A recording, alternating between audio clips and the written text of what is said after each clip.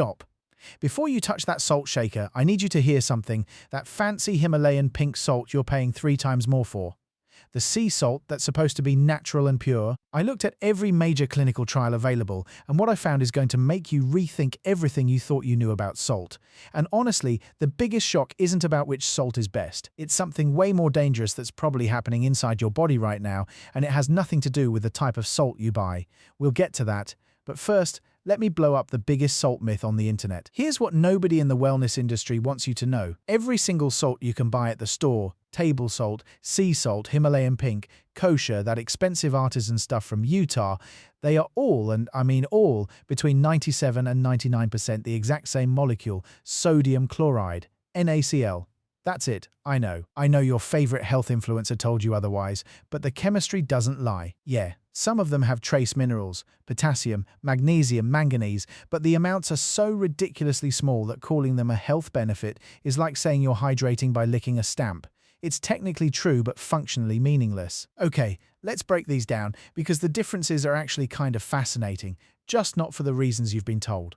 Table salt, the one everybody loves to hate right now. It's the most refined, about 99% pure sodium chloride. They add anti-caking agents, calcium compounds, sometimes aluminum, so it doesn't turn into a salty brick after sitting in a diner for 6 months. And I can already hear some of you, aluminum, that's toxic. Okay, deep breath. The amount of aluminum in those anti-caking agents is so microscopically small that for it to become a problem, you'd need to eat enough salt to kill you 10 times over from the sodium alone.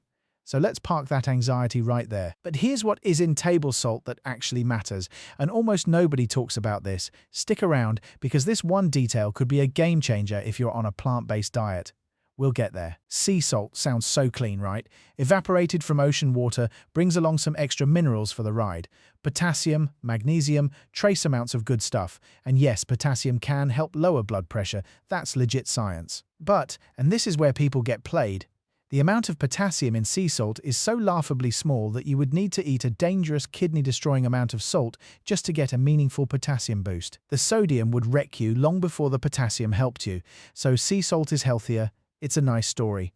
The data says otherwise. Now Himalayan pink salt, the Instagram darling of the salt world, it's pink because of iron oxide. You're basically sprinkling pretty rust on your food.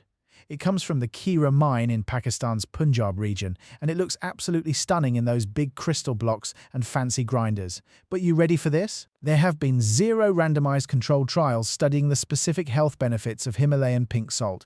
0. None. Not one single clinical study. It's still 97 to 99% sodium chloride wearing a pink dress. Does it taste a little different because of the coarser texture and trace minerals? Sure. Is it doing something magical for your health? The science says absolutely not. Kosher salt. Quick one here. The name comes from the koshering process, where those big chunky crystals draw blood out of meat through osmotic gradients. Chefs love it for the texture and control it gives them. Sodium chloride content? Same 97 to 99%. Moving on. And because I know the comments are coming, Redmond real salt from a prehistoric salt mine in Utah, about 30 feet underground, 60 trace minerals, very unrefined, and people are absolutely passionate about it. I respect that. But has there ever been a single randomized controlled trial proving it's healthier? No, less processed. Yes, clinically superior. Unproven. Those are two very different things, and we need to stop confusing them. Alright, now forget everything I just said about salt types because this is the part that actually matters for your health.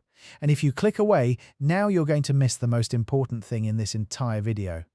It's not about which salt you use, it's about how much. And most Americans are absolutely crushing it in the worst way possible. Your body needs about 2,300 milligrams of sodium per day. That's 1 teaspoon. 1. But the average American is slamming down 3,500 to 4,000 milligrams daily. And here's what's wild. The biggest source isn't your salt shaker. It's processed food, restaurant meals, that healthy sandwich from your favorite lunch spot. The salt is already hiding in everything before you even sit down. So what does that excess do to you? And this is where it gets genuinely scary. When you consistently take in too much sodium, your body starts hoarding water, you become hypertonic, your kidneys are working overtime trying to flush the excess and they can't keep up. You might notice your ankles puffing up, your rings feel tight, your face looks a little swollen in the morning. That's your body screaming at you. But wait, It gets worse. All that extra fluid increases your blood volume, which jacks up your blood pressure. That's hypertension knocking on your door, and most people think that's the whole story. Too much salt equals high blood pressure, end of discussion. Wrong. Here's what blew my mind when I dug into the research. Elevated sodium independently damages the inner lining of your blood vessels, your endothelium, regardless of what your blood pressure reads. That means even if your numbers look okay on the cuff, chronic high salt intake is silently shredding your cardiovascular system from the inside. This isn't some fringe theory. This is backed by countless randomized controlled trials and systematic reviews. This is settled science. Now here's the good news. Because I'm not just here to scare you, reducing your salt intake actually works, and the evidence is rock solid. 2 landmark trials prove this. The DASH sodium trial combined a Mediterranean-style diet, lots of fruits, vegetables, low-fat dairy, with a target of 1,800 milligrams of sodium per day. Blood pressure dropped significantly. Then the TOHP trial, the trial of hypertension prevention, did something even more impressive. They tested salt reduction in people who didn't even have high blood pressure yet, and it still lowered their numbers by 5 to 10 millimeters of mercury. That's a massive, life-saving difference when you scale it across millions of people. But here's something almost nobody talks about, and this completely changes the game for some of you watching right now. Not everyone responds to salt the same way. About 50% of people with high blood pressure are salt sensitive, meaning cutting back gives them that big 5 to 10 point drop. 25% of people with normal blood pressure are also salt sensitive. And even if you're not in that group, reducing sodium still helps, just more in the 2 to 4 point range. Who's most at risk? Older adults, people with certain medical conditions, and African Americans tend to be more salt sensitive. Your body gets less forgiving as you age. That's just biology. Now, plot twist before you go dump all your salt in the trash. Hear me out.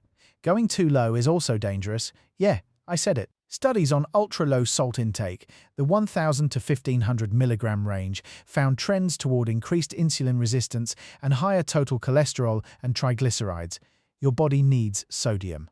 Take it away completely and things start breaking. This is exactly why extreme diets that demonize any single nutrient are playing a dangerous game. Balance isn't just a nice idea.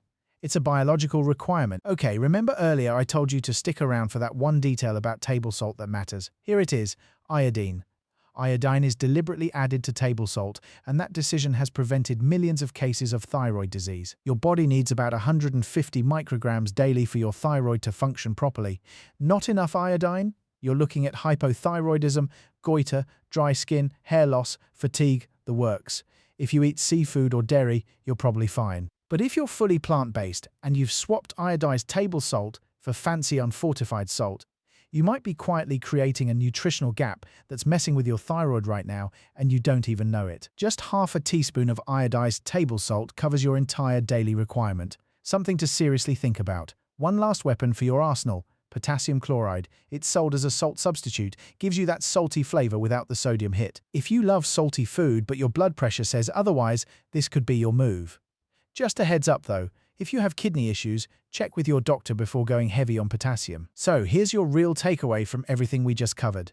The type of salt, marketing, the amount of salt, that's where your health lives or dies. Keep it around 2,300 milligrams, don't go dangerously low, make sure your iodine is covered. And pay attention to your body because it's always trying to tell you something.